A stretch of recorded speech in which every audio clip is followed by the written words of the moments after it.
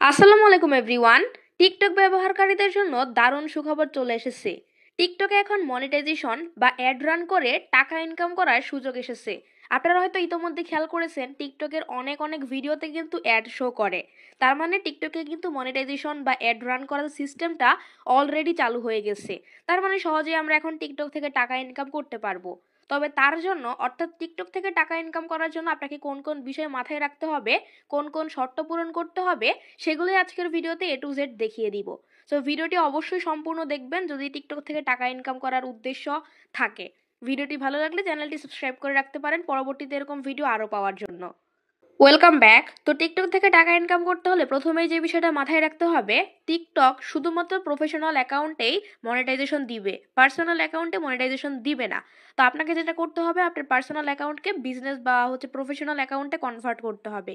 এটা করার জন্য প্রথমে আপনি যেটা করবেন, আপনার টিকটক প্রোফাইলে আসবেন, আসার পর থ্রি লাইন দেখতে পাচ্ছেন, এখানে ক্লিক করে দিবেন।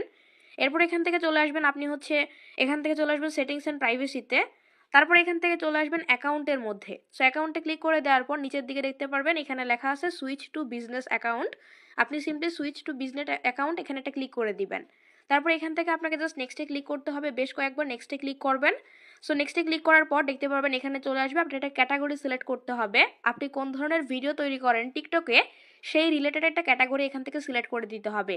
সো আমি যেহেতু এখানে এখানে যেহেতু হচ্ছে এন্টারটেনমেন্ট জাতীয় ভিডিও বানাই, আমি এটা এখান থেকে এটা দিয়ে দিচ্ছি। আপনারা আপনাদের যেই রিলেটেড ভিডিও সেরকম একটা হচ্ছে দিয়ে দিবেন, আপনারা হচ্ছে ক্যাটাগরি দিয়ে দিবেন। তারপর এখান থেকে নেক্সটে আবারও ক্লিক করবেন।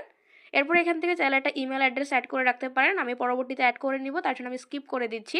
দেখতে পাচ্ছেন congratulation, you can now try registered business account. অর্থাৎ আমার অ্যাকাউন্ট কিন্তু বিজনেস অ্যাকাউন্টে কনভার্ট হয়ে গেছে।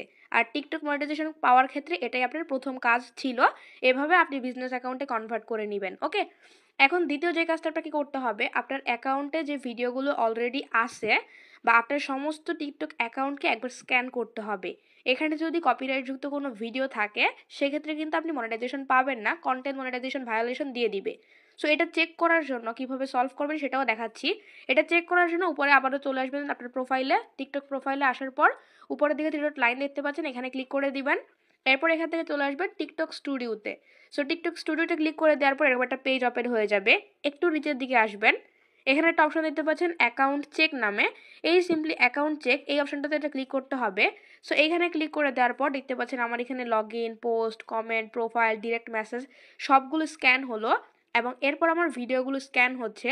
দেখতে পাচ্ছেন আমার যে ভিডিওতে সমস্যা আসছে সবগুলো ভিডিও কিন্তু এখানে ধরা পড়ে যাবে। যদি আমি অন্য কোনো কারোর ভিডিও ইউজ করি বা অন্য কোনো দেখতে পাচ্ছেন আমার কিন্তু পোস্ট রেস্ট্রিক্টেড দেখাচ্ছে।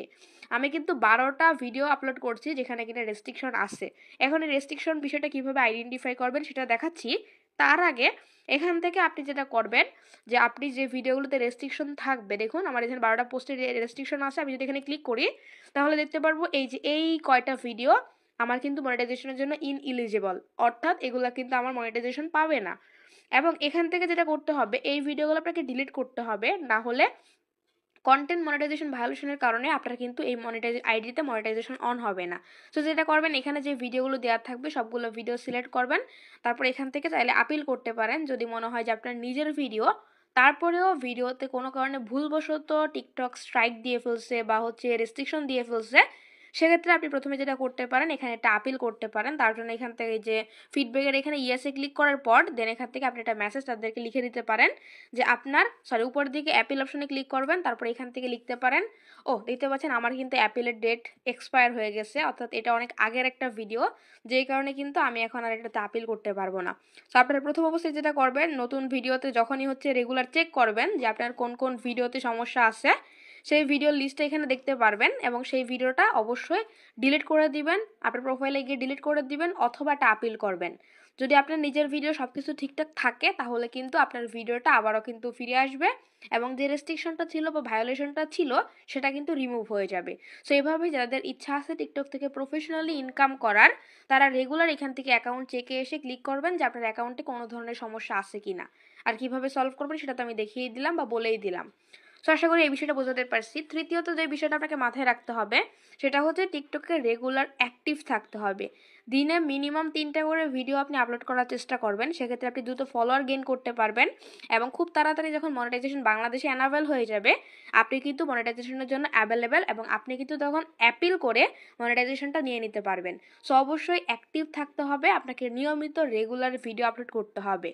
এখন টিকটক যদি আপনার মনে হয় কিভাবে টিকটক ভিডিও ভিউজ বাড়াবেন বা ভাইরাল করবেন, সেক্ষেত্রে কমেন্ট করতে পারেন, আমরা ভিডিও দেওয়ার চেষ্টা করব কিভাবে টিকটক ভিডিওগুলো প্রপারলি এসইও করতে হয় এবং কিভাবে মূলত এগুলোকে ভাইরাল করা যায়।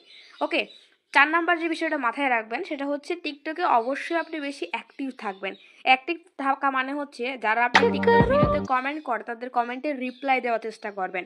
এটা কিন্তু খুব ভালো একটা কাজে দেয় অ্যাক্টিভ থাকার ক্ষেত্রে। এখানে কিন্তু এনগেজমেন্ট বাড়ে। টিকটক অ্যালগোরিদম কিন্তু মনে করে আপনি একজন অ্যাক্টিভ ইউজার, আপনি একজন অ্যাক্টিভ টিকটকার।